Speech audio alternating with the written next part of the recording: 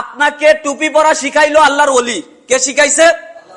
আপনাকে দাড়ি রাখা শিখাইলো আল্লাহর ওলি। আপনাকে পাঞ্জাবি পরা শিখাইলো আল্লাহর ওলি। আপনি ধুতি পরতেন, আপনাকে লুঙ্গি পরা শিখাইলো আল্লাহর ওলি। আপনাকে কিভাবে চলবেন, কিভাবে নামাজ পড়বেন, কিভাবে রুকু করবেন, কিভাবে সেজদা করবেন, এগুলা আল্লাহর সালিহিন বান্দারা দেখাইলো। এখন মোল্লা, তুমি সিন্ডি খাইলা, কার দ্বারা মোল্লা চিনলা না, এখন তুমি সেই ওলির মাজার ভাঙচুর করো। নাউজুবিল্লাহ পড়বেন না? আসে না? না এরকম নেককারজনক ঘটনা। গতকালকে আমরা দেখেছি এই কুমিল্লার মধ্যে মাইক দিয়ে এলান করে 4টা মাজারে হামলা করা হয়েছে। পরে নাউজুবিল্লাহ। আমরা কোন যুগের ভিতরে পা রেখেছি দেখেন। হুজুর বলেছে যে ইন্নাল ঈমান লা ইয়ারিজু ইলাল মদিনা, ঈমান থাকার জন্য কোনো জায়গা পাবে না, ঈমান থাকার জন্য অবস্থান করার জন্য কোনো সিনা পাবে না।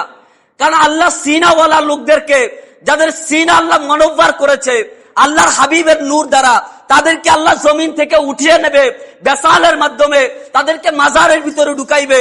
আর ঈমান যখন জায়গা পাবে না, ঈমান বলে ঈমান চলে যাবে মদিনাওয়ালার দিকে।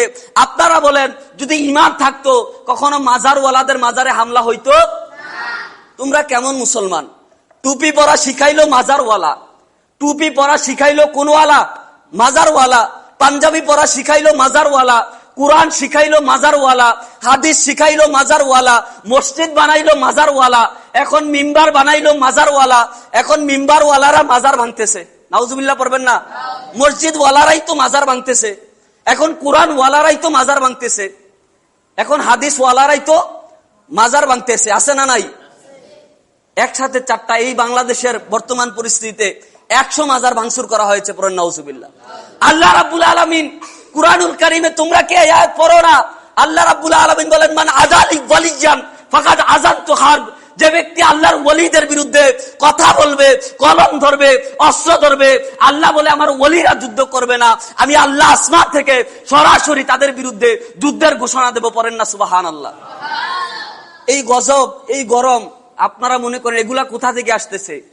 এই তাদের জন্য, এই বেয়াকুবদের জন্য, এই জাহেলদের জন্য, এই মূর্খদের জন্য আসতেছে। তারা আমাদের কেমন পরিস্থিতির ভিতরে এসেছে, আল্লাহ রাব্বুল আলামিন ফজল, নিয়ামত, কারাম, বরকত, রহমত তুলে নিয়ে যাচ্ছে। তাদের আচরণ আর ভালো লাগতেছে। আপনি আল্লাহর ওলিদের যারা নিয়ামত প্রাপ্ত, তাদের মাজারে হামলা করবেন, মাজারওয়ালারা আপনার জন্য দোয়া করবে?